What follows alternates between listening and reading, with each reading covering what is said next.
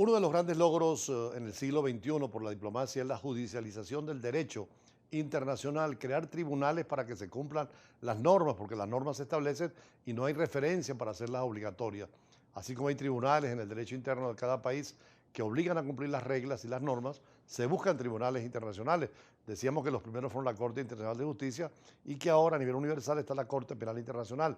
Pero cada mecanismo de integración, por ejemplo, la Unión Europea tiene su propio Tribunal Europeo de Derechos Humanos, la OEA tiene su Comisión Interamericana y tiene el Tribunal de Derechos Humanos que está en Costa Rica.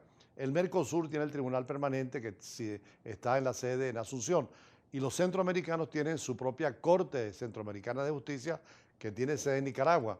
En nuestra última reunión internacional en Panamá conversamos con César Salazar Grande, quien es el presidente de la Corte Centroamericana de Justicia, un tribunal para tratar de poner orden jurídico en Centroamérica y servir para interpretar las leyes y normas de los tratados internacionales. Esto fue lo que nos dijo. Bueno, se nos ha pedido en esta ocasión hablar sobre la eficacia de la justicia universal y nacional.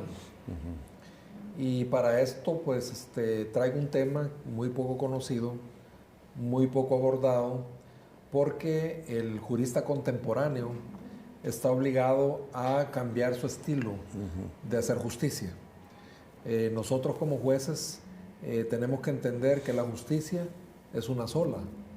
No hay compartimientos de la justicia, no hay justicia de un país y no hay justicia universal que no sea una sola. Es decir, la justicia es una sola y por lo tanto el derecho también es uno solo. Aunque no hay una jurisdicción universal, ¿no?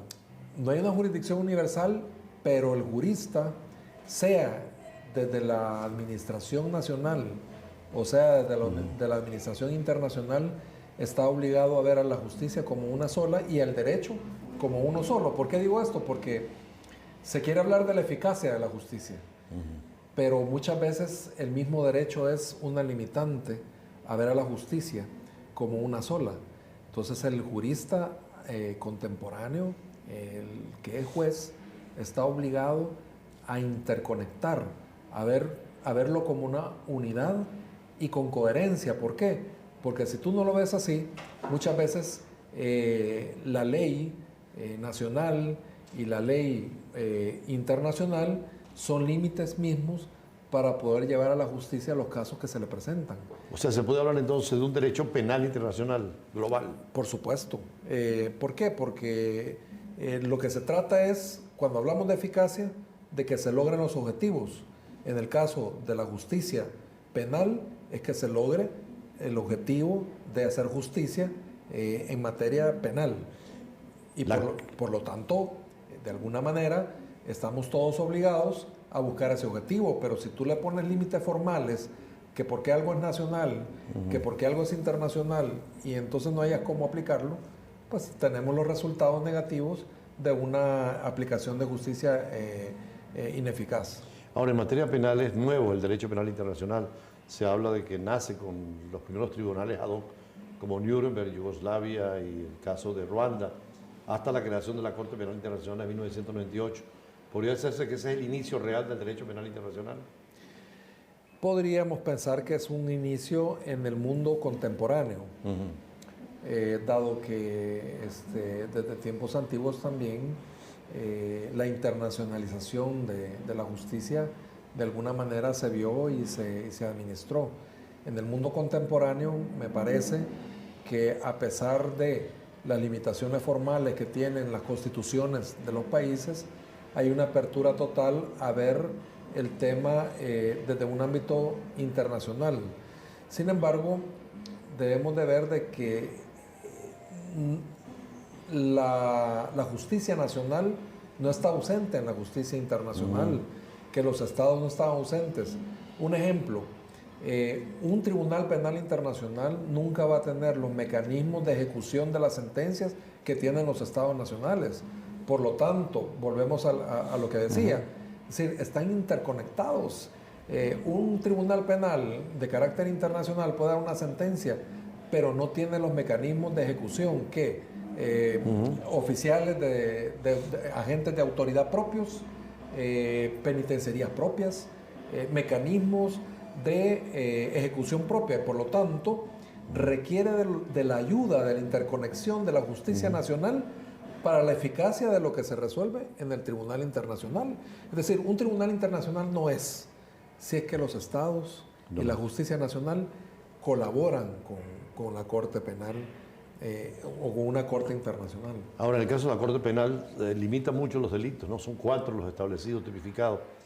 Los estados han asumido eso en su legislación nacional, han adaptado sus legislaciones nacionales, los códigos penales a la Corte Penal Internacional, ¿o todavía falta?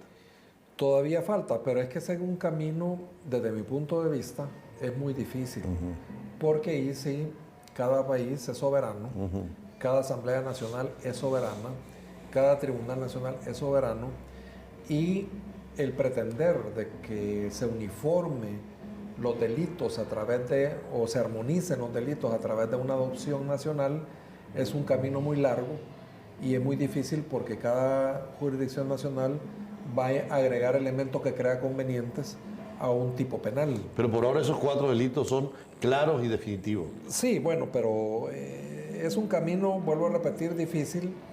A mí me parece que una corte internacional en materia penal debería de avanzar por etapas, porque en principio un tribunal que esté formado por jueces que son miembros de los estados está incluyendo el principio de juez natural dentro de ese tribunal.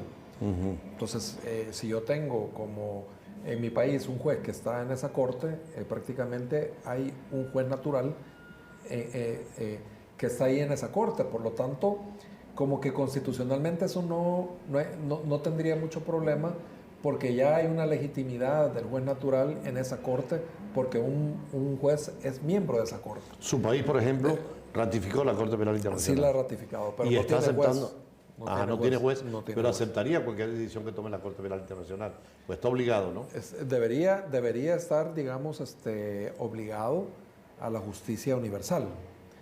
Pero vuelvo a retomar el tema del juez natural, porque así como la posibilidad de que una corte esté formada por los jueces nacionales, o por lo menos propuesto por los estados, de tal forma que eso le dé la calidad de que hay alguien allí representando la jurisdicción de mi país, eso le podría facilitar el camino constitucional a la Corte Penal Internacional. Eso es número 1. Número 2, no necesariamente los delitos deberían de estar en una primera etapa definidos para una Corte Penal Internacional, porque ese es un tema también que roza con los ámbitos constitucionales.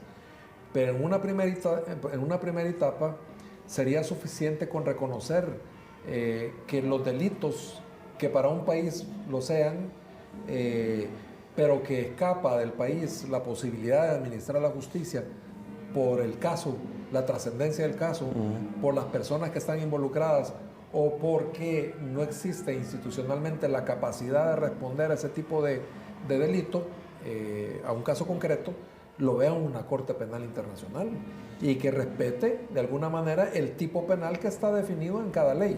Usted forma parte, es juez en un tribunal regional. ¿Cuáles son las características de ese tribunal? Es el centroamericano.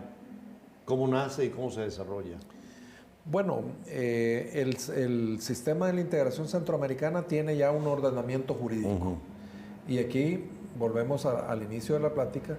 Es un ordenamiento jurídico que convive con los ordenamientos jurídicos de los estados nacionales, pero es un ordenamiento jurídico que de alguna manera tiene que haber un pilar jurisdiccional que vele por la interpretación y aplicación de esas normas a efecto de que sea una aplicación uniforme para 8 países, porque el principio de territorialidad no permite que un estado de la integración imponga a otro lo que es la interpretación de los convenios. Y los jueces son los que determinan. Correcto, entonces se necesita un pilar jurisdiccional para la seguridad jurídica. ¿Cuáles son los 8 estados? República Dominicana, Belice, Panamá, Costa Rica, Nicaragua, Honduras, El Salvador, Guatemala. ¿Cuántos jueces integran el tribunal? En este momento solamente 4 países, que es El Salvador, Nicaragua, Honduras y Guatemala, que han ratificado el estatuto de la Corte. Ajá. Entonces, claro, una Corte que es llamada a un derecho que es de todos, que solo está integrada por 4, no deja también de afectar la eficacia de la jurisdicción regional. En el caso de Centroamérica, como dice el doctor Salazar, son 8 países, por lo tanto son 8 jueces que tienen su corte centroamericana. En el caso del Mercosur, del cual forma parte Venezuela, un juez por cada país serían 5, un brasileño, un paraguayo, un uruguayo y un venezolano y un argentino. Son 5 países que integran el mercado suramericano Mercosur.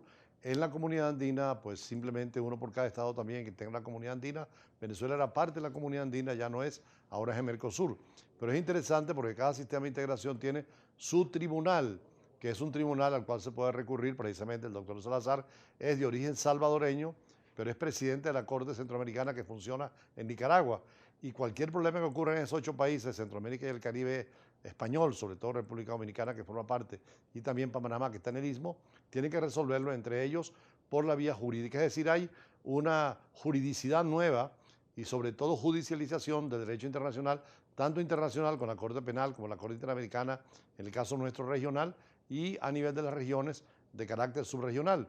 Precisamente más adelante, en otra oportunidad, pasaremos una entrevista que le hacíamos al presidente de la Corte de Derechos Humanos de África. Ahí son 53 estados, en este momento lo preside un representante de Túnez, al norte del África, pero es un sistema jurídico mundial, donde afortunadamente el derecho tiene tribunales y la única forma de que haya paz y justicia es teniendo ese derecho internacional desarrollado y preparándonos. Por eso decíamos que en el caso de que Guyana lleve el caso del Esequibo al Tribunal Internacional de Justicia, hay que tener abogados diplomáticos venezolanos especializados en la materia para defender esa territorialidad de Guyana que está en entredicho. Y en el caso de la Corte Penal, que podían llevar a Venezuela por violación de derechos humanos, pues el gobierno tiene también sus abogados y sus especialistas en la defensa frente a las víctimas y a otros que pueden acusar dentro de esa materia. Por eso hay cursos para formar abogados especialistas en materia internacional, más allá de los juicios del derecho sustantivo, penal o adjetivo a nivel nacional. Vamos a un corte y seguimos con otras informaciones siempre en el campo internacional.